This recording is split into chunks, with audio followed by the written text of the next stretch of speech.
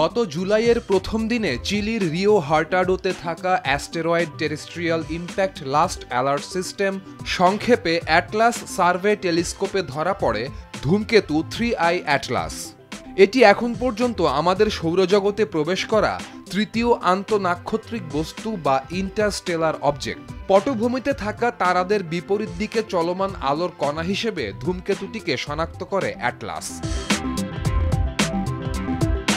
ধূমকেতুটি গভীর মহাকাশ থেকে উদ্ভূত হয়েছে এবং মহাবিশ্ব জুড়ে যাত্রা চালিয়ে যাওয়ার আগে একটি সংক্ষিপ্ত ভ্রমণের জন্য আমাদের সৌরজগতে প্রবেশ করেছে। 20 কিলোমিটার পর্যন্ত প্রশস্ত ধুলো ও বরফের লেজ তৈরি করতে দেখা গেছে ধূমকেতুটিকে।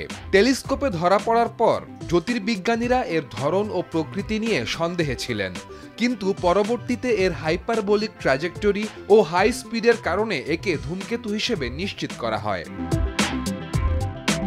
ধূমকেতুটি ধনু রাশির দিক থেকে অভ্যন্তরীণ সৌরজগতে প্রবেশ করেছে।